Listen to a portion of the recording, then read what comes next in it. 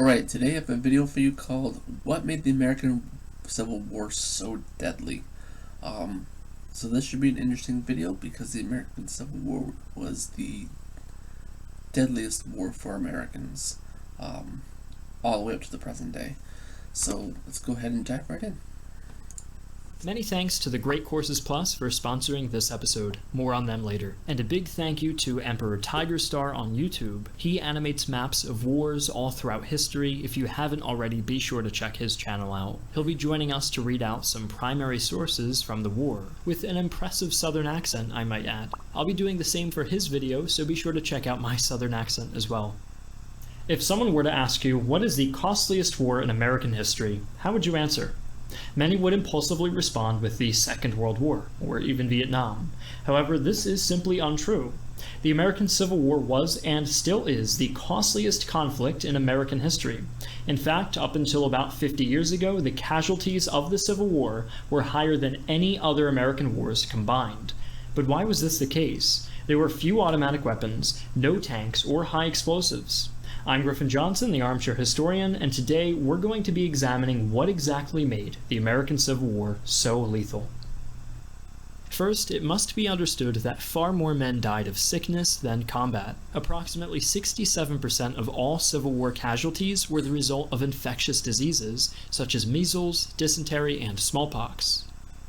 This was the natural result of assembling so many men from different areas in one location, and was exacerbated by the lack of sanitation and fresh water. The loss of men to disease had significant implications on the battlefield. For example, at the Battle of Chancellorsville, 5,000 Confederate soldiers were rendered unfit for duty due to smallpox contamination. That said, disease will inevitably cause casualties in any war. However, combat in the American Civil War was still exceptionally deadly, and this was for a variety of reasons. The first reason why combat was so deadly was the extensive use of what is perhaps the most infamous munitions of the war, the Manet ball, which was named after its inventor, the French army officer Claude-Etienne Manet. Before its invention, rifles, which were loaded with musket balls, were very slow to reload, as their ammunition had to fit tightly into the barrel to accommodate the rifling. Manet solved this problem by designing a hollow, conical bullet which fit loosely in the barrel. When the rifle was fired, the hollow cavity in the projectile expanded, allowing the round to fit firmly against the rifling, giving it a spin, which drastically increased accuracy and reload speed. However, the round itself was slow and heavy, and could cause immense damage to the body. Bones that were hit generally shattered, necessitating the amputation of limbs in many cases. But rifled muskets weren't the only thing that increased battlefield casualties. The most formidable weapon in the arsenals of both sides was, of course, field artillery, which was invaluable on the 19th century battlefield. Improvements in weapon technology resulted in artillery being both deadlier and more accurate than ever before. Explosive shells were able to destroy entire platoons if a direct hit occurred, and the introduction of rifled artillery, such as the Parrott gun, made such hits much more likely. According to eyewitness Sergeant Jonathan Stowe, 15th Massachusetts Infantry, "What sights I've seen that I now see around me. Shells fly past me every few seconds, carrying away branches from trees and scattering limbs around. I'm in severe pain. Furious how the shells fly. I do sincerely hope that I shall not be wounded again." By far, the factor most responsible for producing casualties in combat, however, was the employment of linear tactics. As can be guessed, such accurate and deadly weapons were devastating to the static formations that were employed on the Civil War battlefield. Most of the commanders of the war had been trained at the United States Military Academy at West Point. In fact, at least one army at every major battle. Yeah, so this is something that we see over and over again throughout history. We see it again in World War One, where new weapons are being used and strategy has not caught up with the technology. There is a disconnect between the two. So the strategies being used are meant to be used with older weapons that were around when the strategy was designed. But new weapons come along that are more accurate or more powerful or whatever, and they change the dynamic of it. Of battle, but the strategies don't change. So the use of advancing lines with much more accurate rifles and much more accurate artillery was extremely deadly, because now they had these newer technologies and they hadn't figured out how to strategically use them yet. They would, over the course of the war and after the war, the many European powers that were watching the American Civil War would figure it out as well. We see the Franco-Prussian War, we see some others that go on in which they figure it out. But then again, by the time that World War I rolls around, once again, technology has taken a leap forward, and the strategies have not, which leads to just very bloody warfare. Now then we see World War II, where the opposite is true, where technology and strategy have sort of come hand in hand, and you see that the use of airplanes, especially fighter planes and bombers, is very much well known how to use them, how to strategically use them. The aircraft carriers are a little less understood, but they very quickly, Japanese and Americans especially, very quickly figure out how to use the aircraft carrier. The same thing goes to the German panzers, the tanks. They figured out very quickly how to use them and design the tanks for the purpose of the Blitzkrieg. So that was a very different scenario where the technical goes hand in hand. The Civil War was not that scenario. Civil War was old strategy, new weapons, leads to horrific battles and horrific casualty numbers and all sorts of just bad decisions being made by even the best of generals. That was fought during the war was commanded by a West Point graduate, including such commanders as Ulysses S. Grant and Robert E. Lee. As the doctrine taught at West Point emphasized Napoleonic-era direct approach tactics, it's no surprise that both sides deployed their forces in lines, and it is equally unsurprising that both sides suffered heavy casualties as a result. It did not help that many of the generals appointed during the war had no prior military experience and were promoted due to their political positions. However, it must... Yeah, that's another thing with the Civil War. The northern generals for most of the war were actually pretty incompetent. Many of them had never actually seen any battle before. They were appointed because they came from rich families, they had political connections, they rose up the ranks of just as being really good yes men. It really wasn't until Grant took over as the head general that things really were bad for the South, because Grant was a very good general. He was an amazing general, and there were some other good generals before him, and which is why the Union was winning the war. But the war would have been over much sooner had someone like Grant been in charge from the very get-go. But yeah, so the South actually had a lot better generalship than the North for much of the war. That's part of the reason why the war lasted as long as it did.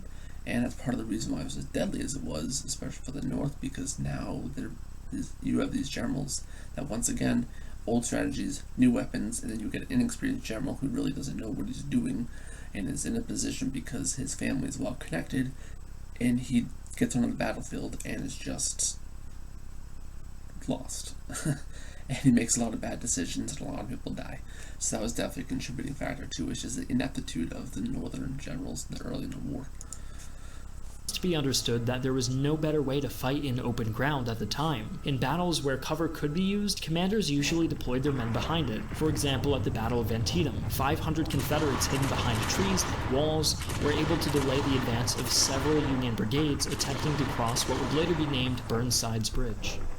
The quintessential example of the lethality of Civil War combat is the infamous advance at the Battle of Gettysburg ordered by Robert E. Lee, known as Pickett's Charge. During the assault, 12,500 Confederate infantrymen advanced 1 mile across an open field under very heavy Union rifle and artillery fire. Although some Confederates reached Union lines, the assault was ultimately repulsed, with the Confederates taking over 6,000 casualties. The range and accuracy of rifled muskets ensured that Lee's men would begin suffering heavily well before they reached northern lines, and even before it began, the Confederates were being subjected to extensive Union bombardment. Artillery played such a considerable role in the Civil War that, according to Craig Simmons in his book The Battle of Gettysburg, the artillery barrages at Gettysburg may well have been the loudest man-made sound on the North American continent until the detonation of the first atomic bomb. And in the words of Colonel Joseph Mayo of the 3rd Virginia Infantry who fought at Gettysburg, "The first shot or two flew harmlessly over our heads, but soon they began to get the range, and then came pandemonium. First, there was an explosion on the top of a tree, and in a second there was another, followed by a piercing shriek. 2 men were killed outright and 3 frightfully wounded. Company F had suffered terribly, and a lieutenant had his leg shattered below the knee. Towards the end of the war, the deadliness of combat on open fields was finally recognized by commanders of both sides. Accordingly, both the North and South began to employ static defensive positions and breastworks, as can be seen at the Siege of Petersburg, which was also one of the first times that the Gatling gun was employed in battle, but in a very limited capacity. When the First World War arrived 50 years later, the American Civil War was finally seen as both foreshadowing trench warfare and representing the transition from close order formations in open ground to open order formations in cover. This lesson, however, came at the cost of 620,000 American lives. 8% of American males lost their lives in the American Civil War, and 1 in 4 soldiers would never return home. If you want to learn more about the American Civil War, namely why it was fought and how it was fought... Yeah, so that's a short video, but it's very good. It actually does really get right to the point about why the war was so deadly. Obviously, the biggest reason was disease. You put a lot of men together with very little, practically no sanitation for extended periods of time, and disease is going to spread. It always does. That's why militaries now go to great lengths to provide their soldiers with basic sanitation capabilities at the best that they can. Because with every war, disease ravages the lines. I think it was up until the World Wars that disease killed more men in every war up until that point than actual combat. But also you can remember that a lot of these infections that came because of the weapons. So things like the explosive artillery, as opposed to using cannonballs, which if they miss, they miss. You know, artillery blows up and sends shrapnel and everything everywhere. Now these shrapnel wounds, or you get hit with the Minet ball and shatter your arm or something. And these are things that, yes, you're never going to recover from 100%. But you're going to normally live under these circumstances. Had they had basic medicine at the time, things would have been very different. But they didn't have that. The best they had was really poorly made soap and water. They had a shortage of bandages. They had shortages of nurses. They had shortages of everything medical related. On both sides, especially the South. Later in the war, the South practically ran out of the stuff, which is kind of funny. They had all these cotton things, and they couldn't make bandages from them quickly enough. But yeah, so these weapons were causing damage to the body that was then becoming infected and then killing it. When they were wounds that had this person not been on a battlefield medical facility, then they would have been much better off. They probably would have survived their wounds. Getting a leg amputated or an arm amputated, or having to have a bone, shattered bone sort of pieced back together is drastic, but it's not the end of the world. Wars, it's still a thing that happens all the time, unfortunately, but it's not deadly like it was, because now you have things like antibiotics and stuff. And if they simply had something like that, I mean, honestly, if they just had vast amounts of Neosporin or something, they probably would have been a lot better off. But you would take a shot to the leg, shatter your leg, and they would just end up amputating it, and then you just sit there and you pray that you don't get an infection, and if you do get one, that you beat it, which wasn't very likely. So that was really the nastiness of it. And then, as I stated before, the use of old technology with new technology with old strategies, inept commanders, all those things kind of played together to a single perfect storm of just death. It was very brutal. And then by the end of the war, they were starting to use trench style warfare and sieges. They were using a lot more field artillery, much more strategically. They were not doing line charges anymore. When they were charging lines, they were more spread out. They weren't as tight formation. They were more spread out, so that if a artillery shell were to explode on the line, it wouldn't take out a dozen men, it would take out 3 or 4, for example. So they were trying to mitigate the amount of damage that could be done by these weapons. And if your men are all crammed together, even less accurate weapons can more easily hit them. You spread them out, and suddenly now there's much less of the chance of somebody being hit by a weapon. And if they are hit by a weapon, less people are going to be affected by it.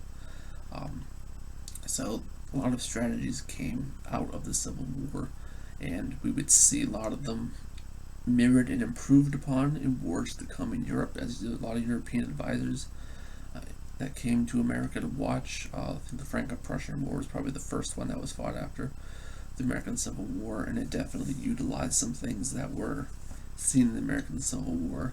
Not to say that it was directly an influence, but both the Germans and the French watched the war, and they both were taking notes. So the deadliness of it really came from the disease and the weapons that were used. And one of the biggest factors is just they took so long to catch up strategically with their weapons, and then the weapons kept advancing throughout the war. So the Minute ball was improved upon. The rifles that they had later were better than the ones at the beginning of the war. So the technology is not only way ahead of the strategy in the beginning of the war, but by the end of the war, the technology is even better, and the strategy is just starting to catch up. So that just creates an absolute perfect storm of destruction and death. That's why the Civil War was as devastating as it was. It's still the deadliest war we ever fought. I think up until 50 years ago, it was the deadliest war in American history with all of the wars combined. We've only, even including Vietnam, in that it wasn't until recent wars that we actually surpassed that number, which is amazing when you think about wars like World War II and Vietnam, in which we took such high casualty rates. But I'm going to go ahead and end the video there on that down note. But I'm going to end the video there. I think this was a great video. He usually always has great videos. Very informative, short and sweet. If you liked the video, please like and subscribe. If you have another video you'd like me to check out, whether it's alternative history or a regular history video like this, please put in the comment section and I will check it out. And I will see you next time.